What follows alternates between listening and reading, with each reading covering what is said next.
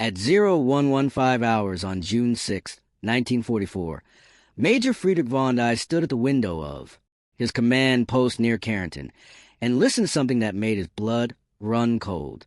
The sky above the Cotton Peninsula was filled with the drone of aircraft engines. Hundreds of them, maybe thousands. The sound came from, everywhere at once, a low mechanical thunder that seemed to swallow the night itself. Van der Eyck was a veteran. He had jumped into Cree in 1941. He had fought in North Africa with the Ramke Brigade. He had seen combat on the Eastern Front. Nothing had prepared him for what was about to happen. Within the next 3 hours, more than 13,000 American paratroopers would fall from that black sky. They would land in fields, in flooded marshes, on rooftops, in trees, and in the middle of German positions. They would arrive scattered, disorganized, many without their weapons, and they would terrify the Wehrmacht in ways that no military planner had anticipated. What von Dye did not know, what no German officer could have predicted, was that the very chaos of this airborne assault would become its greatest weapon. The Americans were not landing in neat formations. They were landing everywhere, and that single word, everywhere, would appear again and again in German reports, diaries, and interrogation transcripts over the following weeks.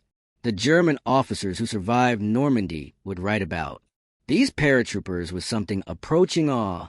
Some would write with fear. A few would write with a kind of grudging respect that soldiers reserve for enemies who have earned it. This is the story of how American paratroopers created a new kind of psychological warfare, not through careful planning, but through courage, adaptability, and an aggressive spirit that caught the German military machine completely off guard. The German army in 1944 was arguably the most professional fighting force in the world. Its officer corps had been trained in a tradition stretching back to Frederick the Great. German doctrine emphasized careful planning, precise coordination, and the systematic application of overwhelming force at decisive points. The Wehr had conquered Poland in 27 days. France fell in 6 weeks. The German military machine had rolled across Europe with a precision that seemed almost mechanical, but there was a vulnerability hidden inside this very strength. German military thinking depended on understanding the enemy. It required knowing where the enemy was, what he intended to do, and how he would try to do it. German officers were trained to read the battlefield like a chess master reads a chessboard, anticipating moves, calculating responses, maintaining control. The American paratroopers who landed in Normandy shattered this approach entirely, not because they were better trained, not because they had superior weapons, but because they did something the Germans could not comprehend. They fought effectively in complete chaos. The German military hierarchy on the night of June 5th was a study in organizational rigidity. Field Marshal Erwin Rommel, commander of Army Group E, was not even in France. He had left for Germany to celebrate his wife's birthday. He was convinced the weather was too poor for an Allied invasion. General Lieutenant Wilhelm, commander of the 91st Luftwaffe Division, was on his way to Rennes for a war game. His division was specifically trained to counter airborne assaults. On the night when that training would have mattered most, Fall was driving to the Norman countryside in his staff car. At approximately 0430 hours, Fye heard the aircraft overhead. He understood immediately what was happening. He ordered his driver to turn around and race back to his headquarters at Chateau. De Berneville near Pikov never made it. A small group of American paratroopers from a 508th Parachute Infantry Regiment 82nd Airborne Division had landed near the Chateau. They had set up an ambush on the road leading to the headquarters. When Fye's staff car approached, the Americans opened fire. First Lieutenant Malcolm Braun, a 24-year-old officer from Headquarters Company, 3rd Battalion, shot and killed General Fall as he tried to escape the vehicle. Fall became the first German general to die in the Normandy invasion. He was killed within hours of the first parachute drops before he could issue a single order. before he could organize any coherent response to the American assault. The impact of Fye's death rippled through the German command structure. The 91st Division, specifically positioned to counter airborne operations, was now leaderless at the most critical moment. And this was just one death among many. All across the Cotentin Peninsula, German officers were being killed, captured, or simply cut off from their units. The chain of command was disintegrating before the beach landings even began. The American airborne operation had been designed with specific objectives. The 82nd Airborne Division was supposed to capture the town of Saint-Cyr-Aigle and secure crossings over the Murder River. The 101st Airborne Division was tasked with seizing the causeways leading inland from Utah Beach and blocking German reinforcements from reaching the landing areas. These were clear, logical objectives, but the execution went badly, wrong almost immediately. Cloud cover over the peninsula caused transport pilots to climb or dive to avoid collisions. German anti-aircraft fire scattered the formations further. Pilots, many flying combat missions for the first time, released their paratroopers early, late, or simply wherever they happened to be when the panic set in. The result was catastrophic dispersion. Paratroopers who were supposed to land together found themselves alone. Units that were supposed to assemble in specific locations were spread across hundreds of square miles of Norman countryside. The statistics were sobering. Of the 6,928 men of the 101st Airborne Division who jumped that night, only 1 in 6 landed in their designated drop zones. The 508th Parachute Infantry Regiment of the 82nd Airborne experienced the worst, scattered with only 25% of its men landing within a mile of their intended targets.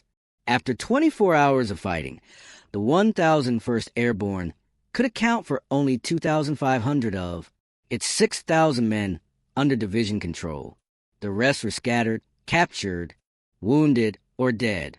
Private First Class Bob Nobles of the 508th Parachute Infantry Regiment landed in a farmer's field with no idea where he was. He could hear gunfire in every direction. He had lost most of his equipment during the jump. His first encounter with another American soldier came when someone emerged from the darkness, screaming, "Do not shoot! Do not shoot! I am from Cuco, Indiana. I forgot the password." Nobles laughed. In the middle of German-occupied France, surrounded by enemy soldiers, not knowing if he would survive the night, he laughed.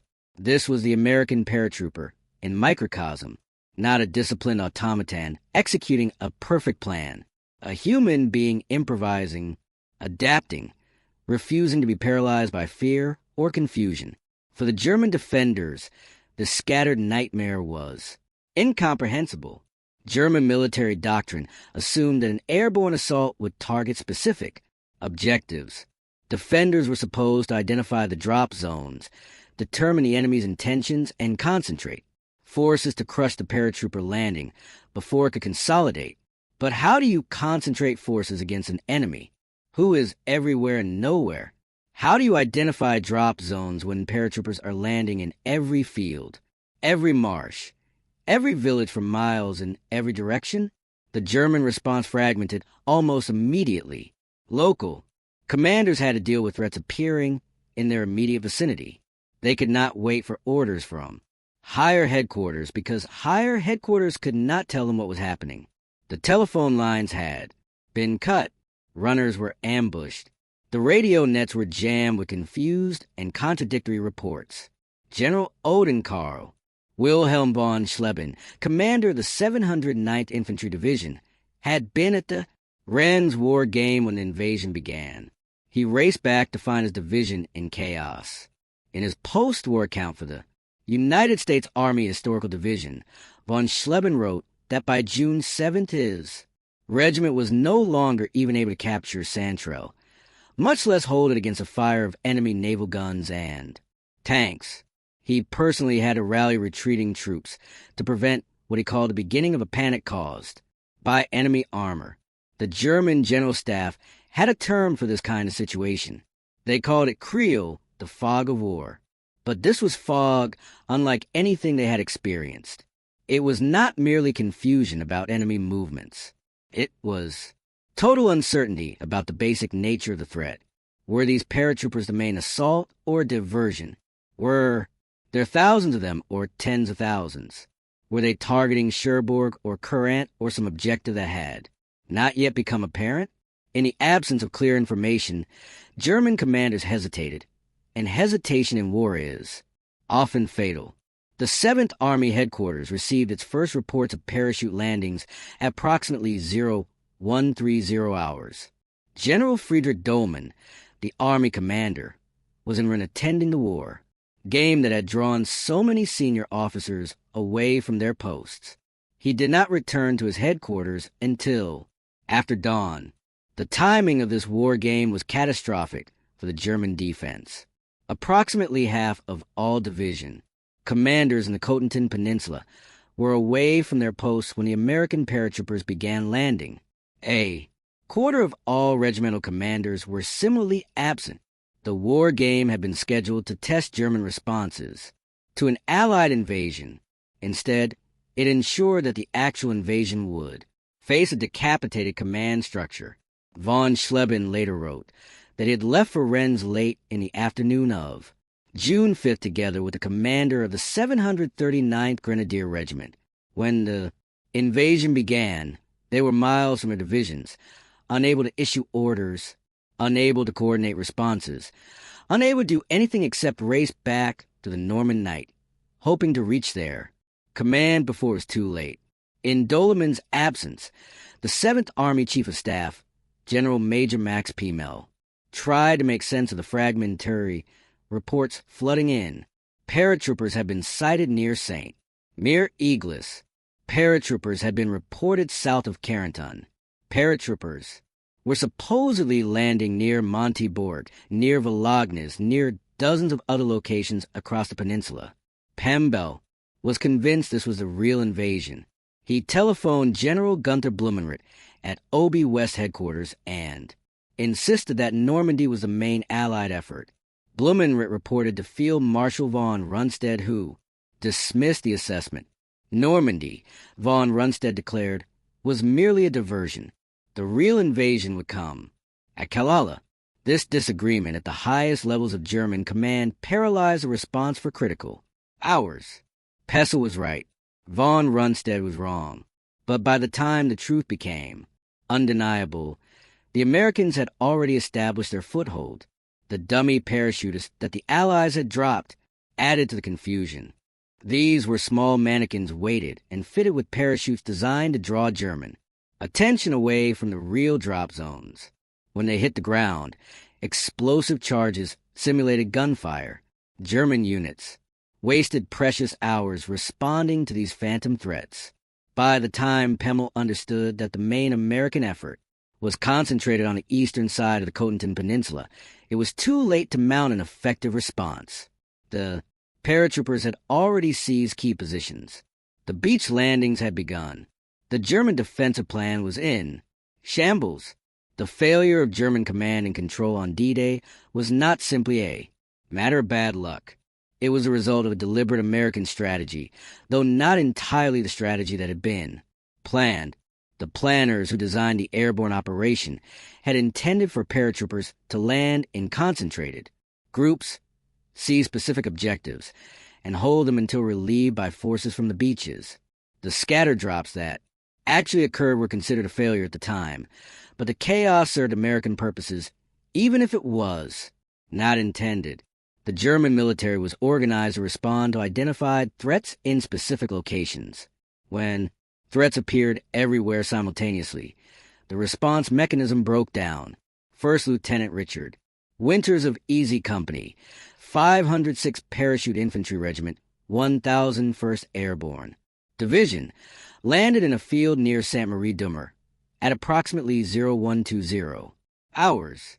Like most paratroopers that night, he found himself alone and disoriented. Winters was 26 years old, a farm boy from Lancaster County, Pennsylvania. He had never been in combat before. The aircraft carrying his company commander and most of the company headquarters staff had been shot down. Every officer senior to Winters in Easy Company was either dead or missing. Within hours, Winters would lead one of the most celebrated small unit actions of the entire war. By dawn, Winters had gathered approximately a dozen men from various units.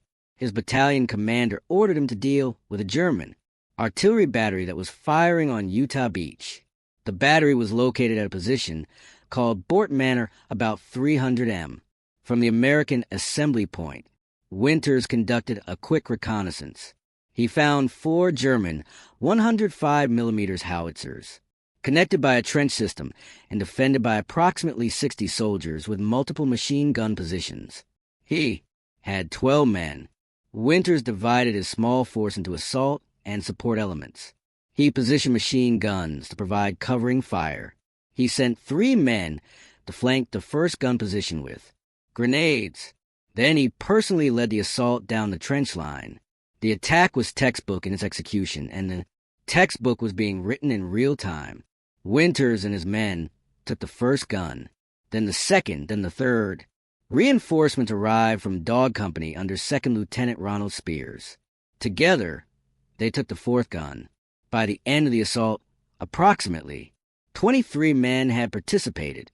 The entire action lasted approximately 3 hours. Winters' group killed 15 German soldiers, wounded many more, and captured a map showing the positions of all German artillery in the Cotentin Peninsula. That map would prove invaluable to American forces.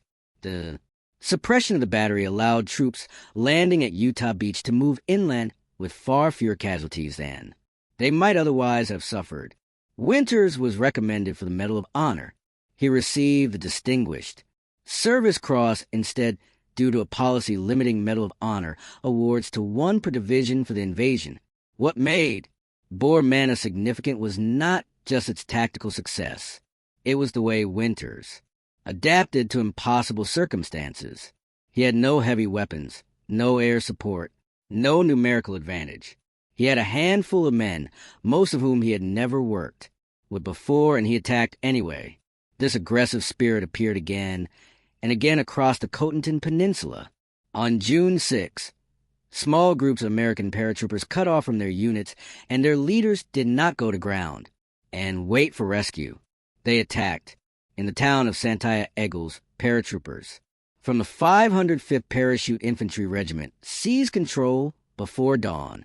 The town was the first in France to be liberated by American forces. The assault was not coordinated. It was not planned. It happened because individual soldiers saw an opportunity and took it. Lieutenant Colonel Edward Krause led a small group into the town center at approximately 0400 hours. His men had landed scattered throughout the surrounding area. Most had lost their equipment bundles. Some had only pistols and knives. They took the town anyway. German defenders were killed or captured before they could organize resistance. The swastika flag was pulled down from the town hall. An American flag, which one sergeant had carried folded inside. His jump jacket was raised in its place. This was not how invasions were supposed to work. An invasion required preparation, concentration of force, overwhelming firepower. Santre fell to a handful of men who acted before the enemy understood what was happening.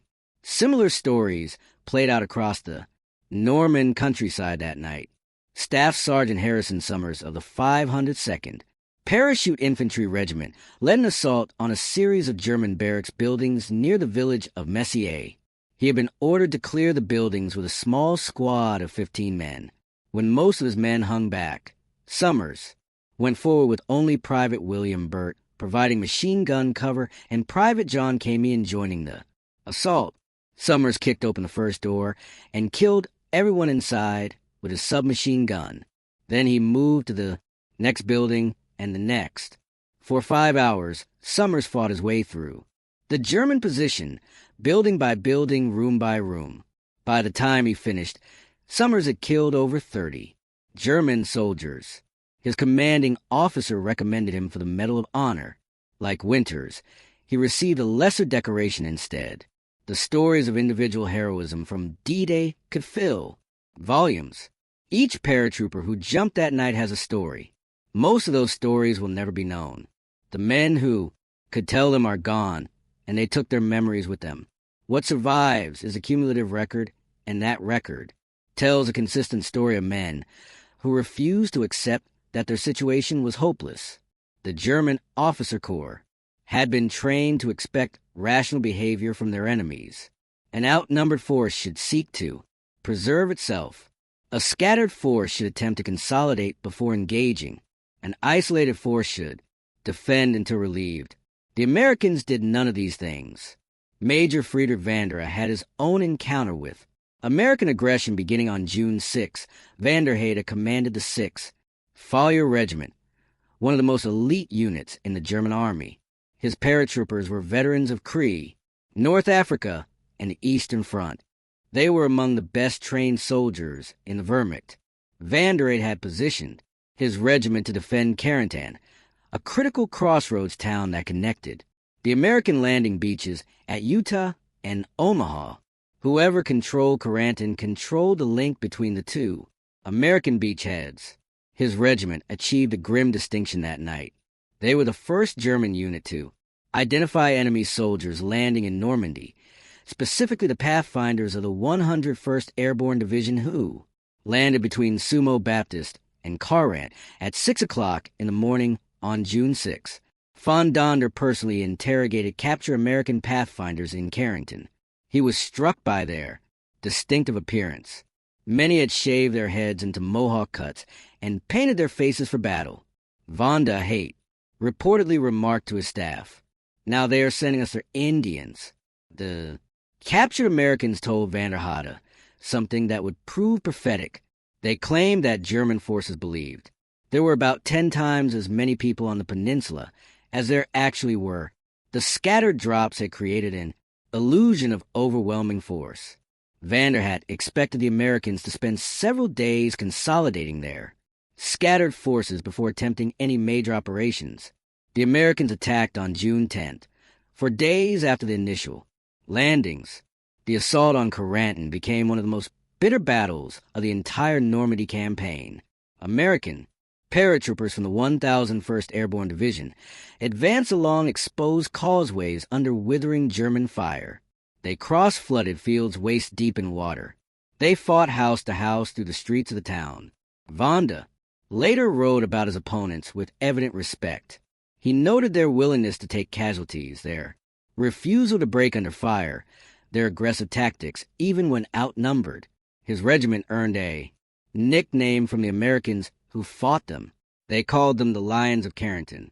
At one point during the battle, the Americans negotiated a 2-hour truce at noon on June 11th to collect their dead and wounded. General Maxwell Taylor, commander of the 101st Airborne, used the opportunity to send a message to Vaughan demanding his surrender. Vaughan had received orders through Field Marshal Win Ramel to hold Carentan at all costs. He could not surrender even if he wanted to, but he was running out of ammunition. His regiment had taken severe casualties. The Americans kept coming. When Taylor's surrender demand arrived, helped man Rolf Marr of the 2nd Battalion replied in English with a question of his own. Would you surrender in the same situation? The fighting around Carentan had already cost Vanderhad's regiment dearly. Headman Emile Pratchat commanding. The 1st Battalion had led attacks against the 101st Airborne at Sainte Marie. Dumont. By the evening of June 7th, Pratchat's men were decimated, most of them wounded and unable to fight. They accepted an offer of surrender from Colonel Howard Johnson of the 501st Parachute Infantry Regiment. Only 25 men escaped to reach Carentan. The elite German paratroopers were being destroyed by American paratroopers who had been in combat for less than 48 hours. On June 12th, Von Donder ordered his surviving troops to withdraw from Carentan under cover of darkness.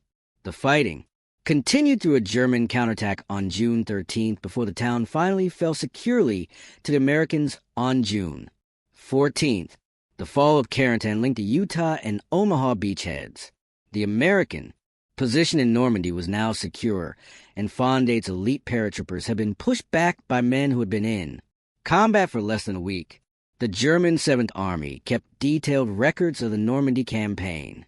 These records included after-action reports, intelligence summaries, and the personal observations of officers at all levels of command. These documents reveal a military organization struggling to understand an enemy that did not behave. As expected, German intelligence officers compiled analyses of American tactics. They studied captured documents. They interrogated prisoners. They tried to find patterns that would allow them to predict American behavior. They largely failed. A German report dated June 20th, 1944, known as the von Rundstedt Report, number 50/5044, attempted to summarize what had happened. The document noted that only in the American bridge heading north of Carenton were the enemy airborne troops, compressed in the direction of the coastal defense after tough fighting for days. The phrasing revealed the German frustration. They had expected to crush the paratroopers quickly. They had fought for days merely to contain them. The American paratroopers did not follow predictable patterns because they were not trying to follow patterns. They were trying to accomplish objectives. When one method did not work, they tried another. When conditions changed, they adapted. They were guided by goals rather than procedures. This goal-oriented approach was second nature to American soldiers. It was how they had been raised. American culture in the 1930s and 40s emphasized practical problem-solving. The men who became paratroopers had grown up tinkering with machines, improvising solutions, figuring things out for themselves. They brought this mentality to warfare, and it drove their German opponents to distraction. Certain themes appear repeatedly in German documents when discussing American paratroopers. The word aggressive appears constantly. German officers noted that American paratroopers attacked when any reasonable assessment suggested they should defend. They took risks that seemed foolhardy. They pressed forward despite casualties that would have caused other units to fall back. The word unpredictable appears almost as often. German intelligence officers complained that American paratrooper units did not behave according to rational military principles. They did not wait for their supply lines. They did not pause to consolidate.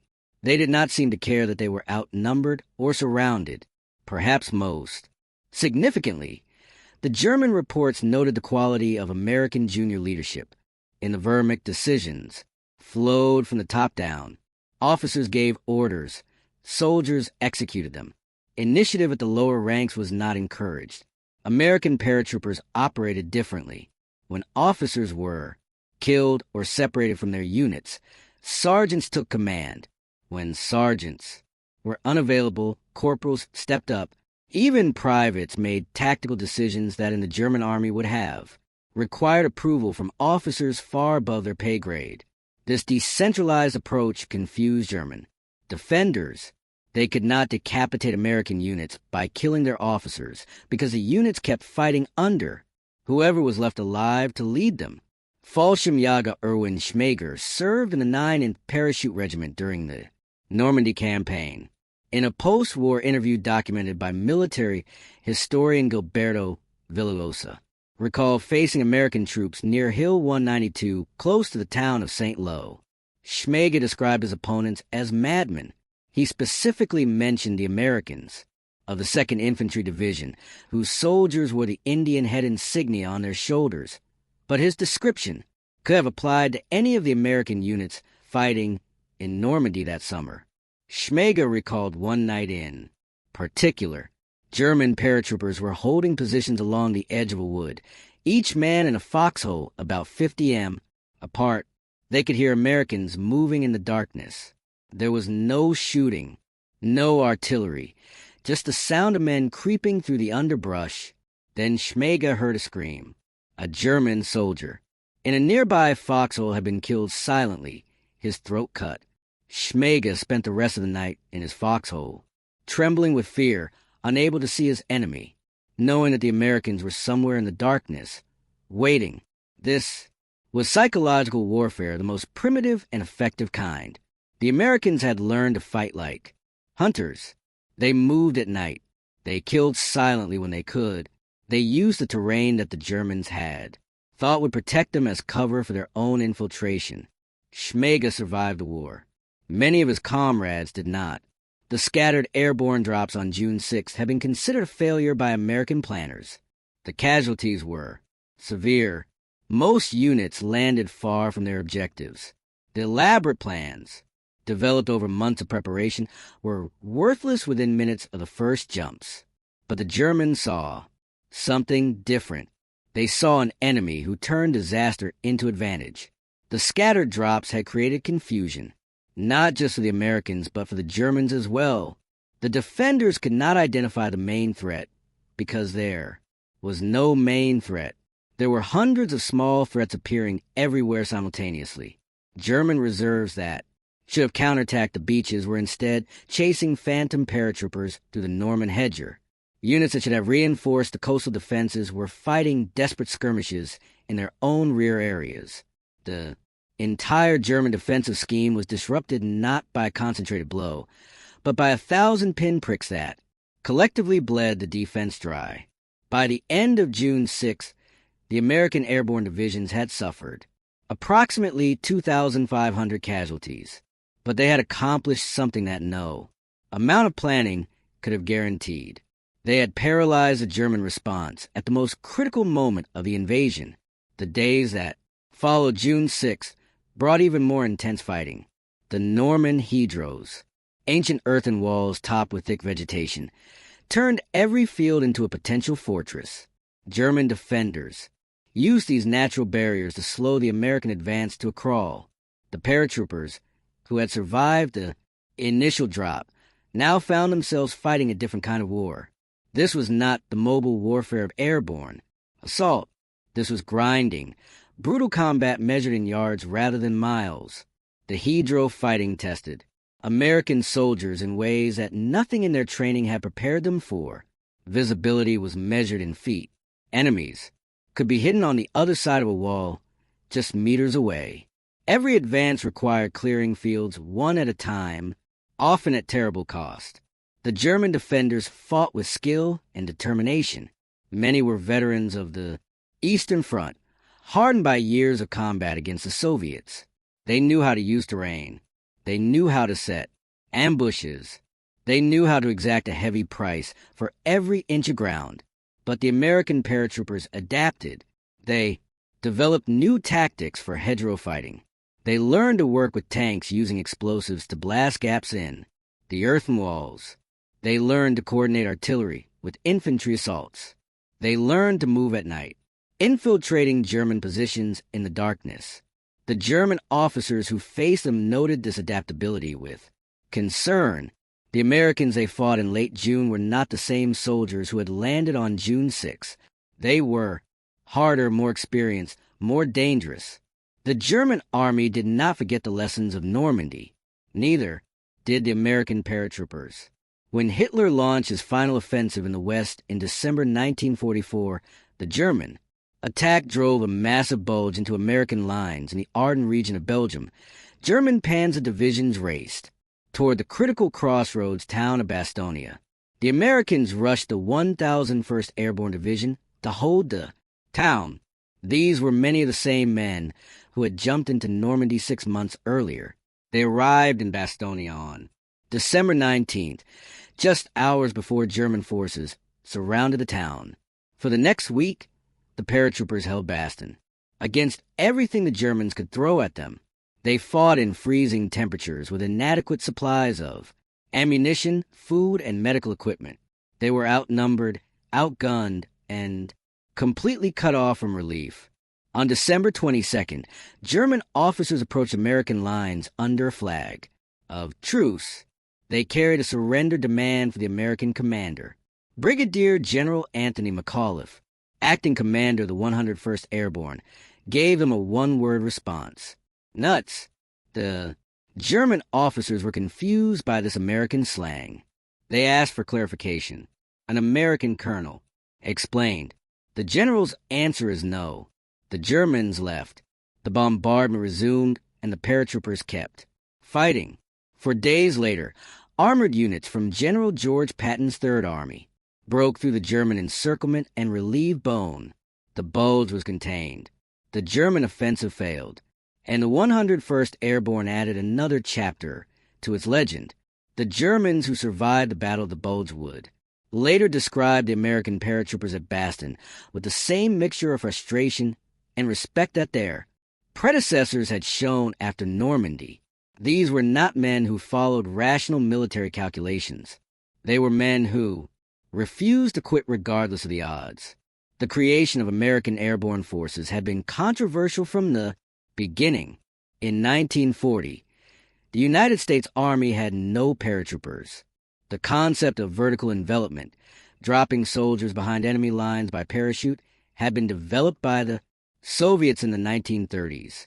The Germans had used airborne forces to spectacular effect in their conquest of Norway, the Low Countries, and Cree. American military leaders watched these developments with interest, but skepticism. Airborne operations were expensive. Training paratroopers required specialized equipment and extensive time. The casualty rates in combat jumps were frightening. Many senior officers questioned whether the benefits justified the costs. General George Marshall, Chief of Staff of the Army, believed they did. He authorized the formation of a test platoon at Fort Benning, Georgia. In June 1940, the platoon consisted of 50 volunteers from the 29th Infantry Regiment. On August 16, 1940, Lieutenant William Ryder became the first American officer to make an official military parachute jump. Private William King was the first enlisted man to jump, according to accounts from the time. King only became first because the soldier ahead of him in line refused to go. The parachute age of the American military had begun. What followed was one of the most intensive training programs in military history.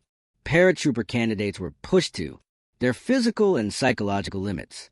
They ran for miles every day. They practiced hand-to-hand combat.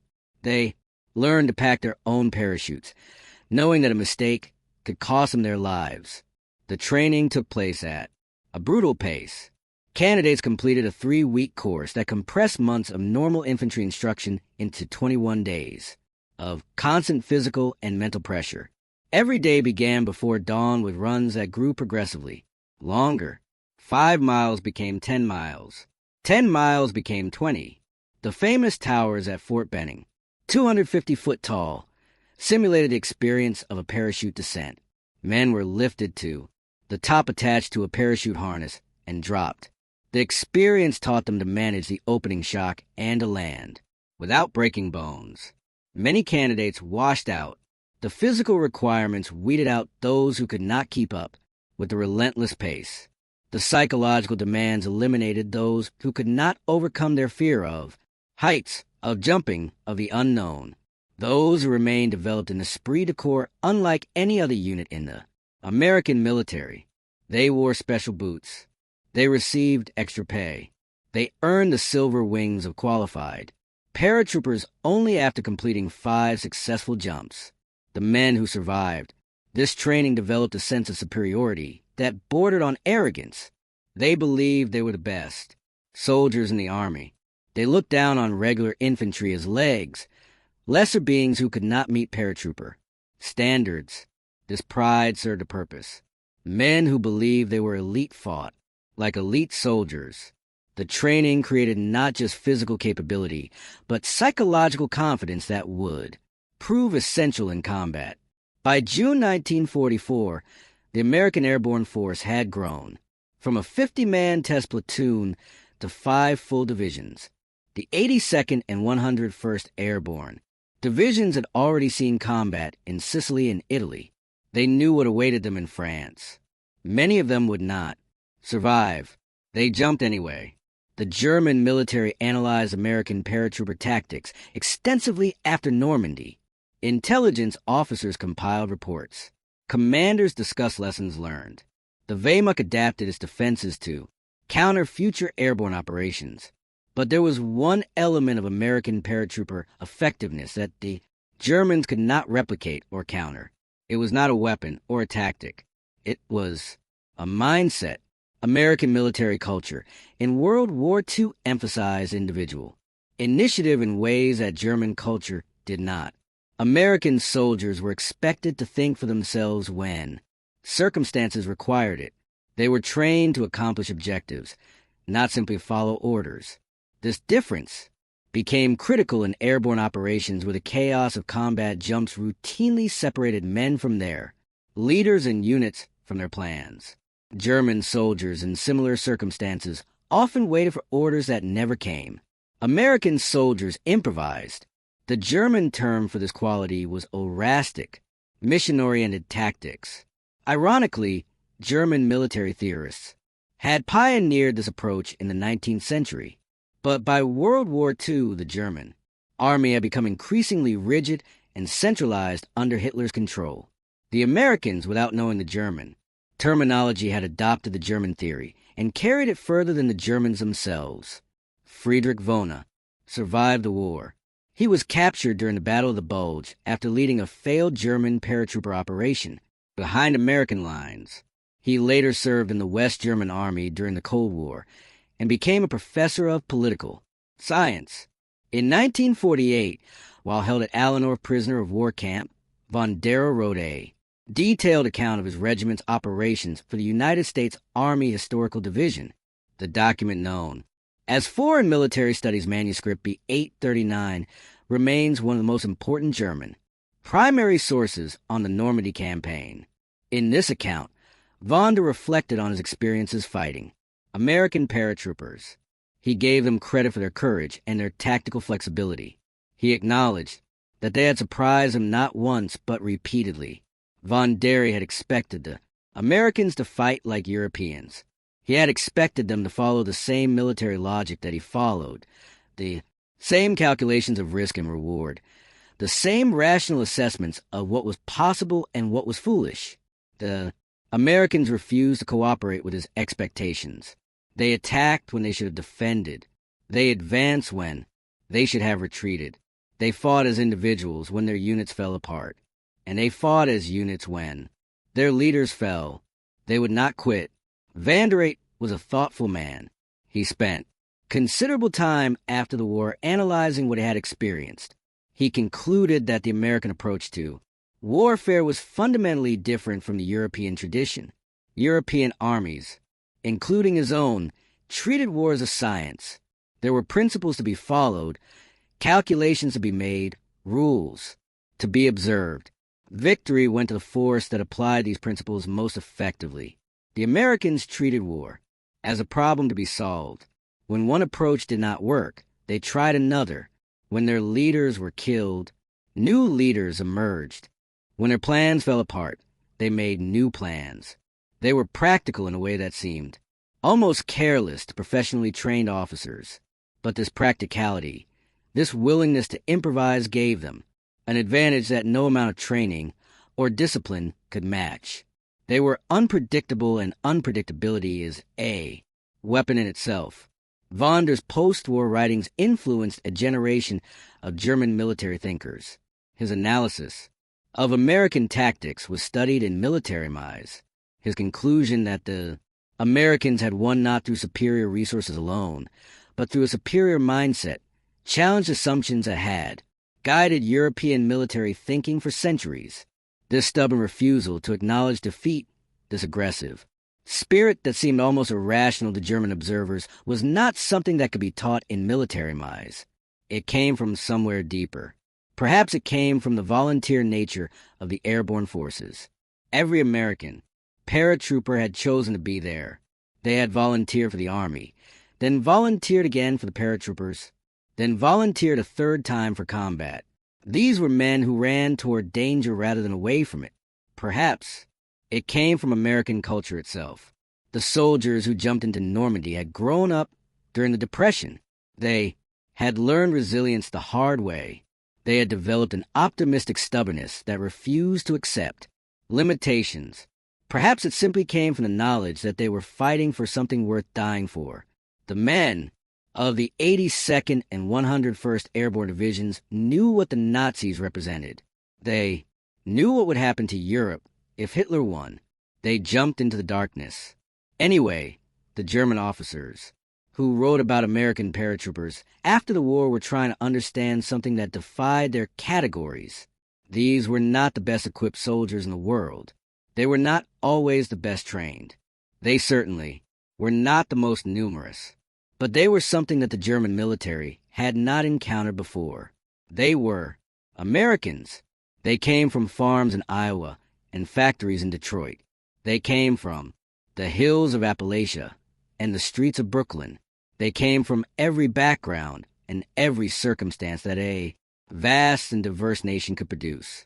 And when they jumped from those C-47 aircraft into the darkness over Normandy, they carried with them something that no German bullet could destroy. They carried the belief that they would win. That belief, that ferocious optimism in the face of impossible odds, was what the German officers sensed when they wrote their reports. It was what Schmega felt when he trembled in his foxhole waiting for the Americans in the darkness. It was what Vanderheyde confronted at Currenton when his elite paratroopers were pushed back by men who had never seen combat before D-Day. The German word for it might be camp, fighting, spirit. The American word for it was simpler, guts. The legacy of the American paratroopers who fought in World War II extends far beyond their tactical achievements. The 82nd Airborne Division has remained on active duty from 1942 to the present day. It has deployed to every major American military engagement since Normandy. Its soldiers have jumped into combat in Korea, Vietnam, Grenada, Panama, Iraq, and Afghanistan. The 101st Airborne Division transitioned to an air assault role in the 1970s. It remains one of the most deployed divisions in the American Army. The screaming eagle patch worn by soldiers at Utah Beach in 1944 is still worn by soldiers serving around the world today. More importantly, the paratroopers of World War II established a tradition of aggressive, flexible, mission-oriented warfare that continues to influence American military doctrine. The lessons learned at Boer Manor are still taught at West Point. The spirit that held Batoni is still instilled in every soldier who earns the parachutist badge. The German officers who feared American paratroopers were right to do so. These were not ordinary soldiers. They were volunteers who had endured brutal training to earn the right to jump from aircraft into combat.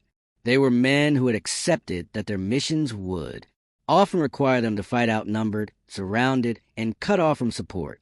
They were men who believed in themselves and in each other, and that belief made them dangerous in ways that the German military machine could not predict or counter. When historians look back on the Normandy invasion, they often focus on the massive scale of the operation, the thousands of ships, the hundreds of thousands of soldiers, the elaborate deception plans and logistical preparations. These elements were crucial. Without them, the invasion could not have succeeded. But the invasion also succeeded because 13,000 young Americans jumped from aircraft in the middle of the night into a country they had never seen to fight an enemy they had never faced, with no guarantee that they would survive until sunrise. The exact numbers were recorded. The 101st Airborne Division put 6928 paratroopers into the air aboard 432 C-47 transport aircraft. The 82nd Airborne Division sent 6,420 men aboard 369 aircraft. Together they constituted the largest airborne assault in history up to that point. By the end of June 6, they had suffered approximately 2,499 casualties. 182 men of the 101st were confirmed killed. 156 men of the 82nd died. Hundreds more were wounded. Hundreds more were missing, their fates unknown. They jumped because they believed it was necessary. They fought because they refused to accept defeat. They won because they were exactly what the German officers feared most. They were American paratroopers. And on June 6, 1944, they changed the world. Decades after the war, veterans of the 82nd and 101st Airborne Divisions began returning to Normandy. They came to visit the graves of their fallen comrades. They came to walk the ground where they had fought. They came to remember the people of Normandy welcomed them. The French had not forgotten what the Americans had done in towns like St. Egiel and Carentan. Streets were named after American soldiers. Monuments were erected. Every June, the American flag flew alongside the Francocolor. These aging veterans were treated as heroes. Children brought them flowers. Adults shook their hands. The French understood what had been sacrificed to liberate their country, but the veterans themselves often seemed uncomfortable with the word hero. When asked about their actions, they typically deflected the credit. They talked about the men they served with. They talked about the ones who did not come home. They rarely talked about their own courage. Dick Winters, who led the assault at Brewer Manor, became perhaps the most famous paratrooper of the war after the publication of Stephen Ambrose's book Band of Brothers and the subsequent HBO series. People wrote to him.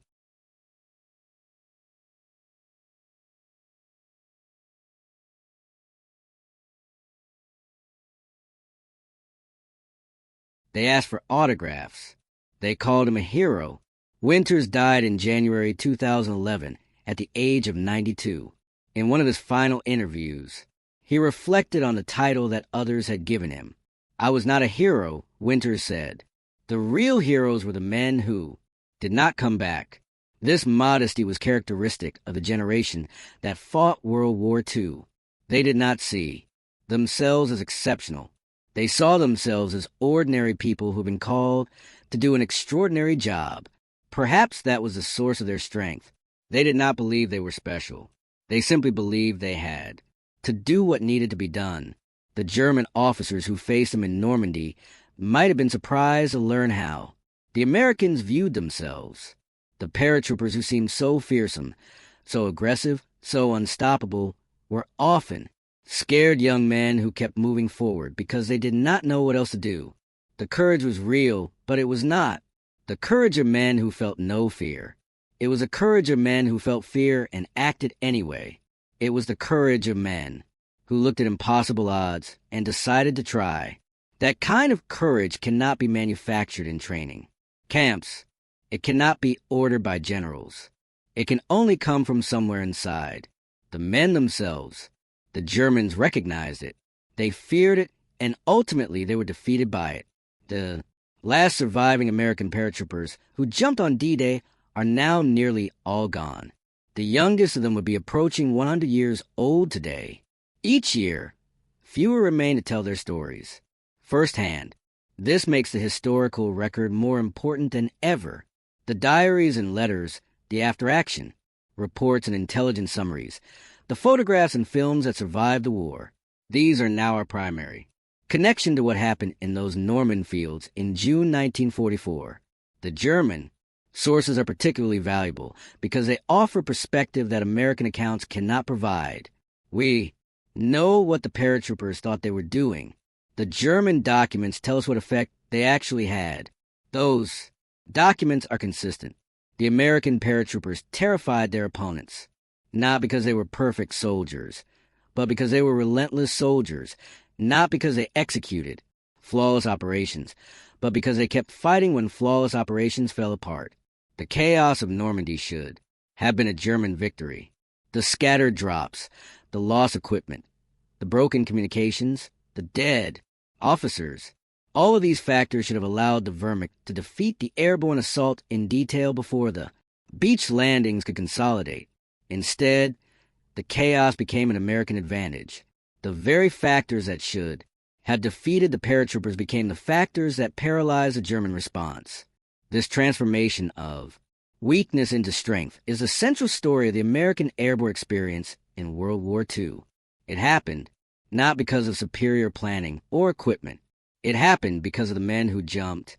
They were farmers and factory workers, students and salesmen. They came from every state and every background. They shared nothing except a willingness to volunteer for the most dangerous mission in the American military. And when they landed in Normandy, when everything went wrong, when the plans fell apart and the darkness swallowed them, they found within themselves capacity for improvisation and aggression that no training program could have predicted. The German officers who wrote about them after the war were trying to explain something that defied easy explanation. How did ordinary men become extraordinary soldiers? How did scattered groups become an effective fighting force? How did chaos become victory? The answers to these questions are not found in military manuals. They are found in the human spirit, in the determination that refuses to accept defeat, in the adaptability that finds solutions when problems seem insurmountable, in the courage that acts when acting seems impossible. These qualities are not uniquely American. They appear in soldiers of every nation, in moments of crisis. But in June 1944, in the fields and hedge of Normandy, American paratroopers demonstrated them with a consistency that their German opponents had never encountered. The result was a victory that changed the course of the war and the course of history. If this story resonated with you, please take a moment to like this video. It helps us share more stories from the Second World War that deserve to be remembered. Subscribe to stay connected with these histories. Hit the notification bell so you never miss when we share a new video. Leave a comment below telling us where you're watching from.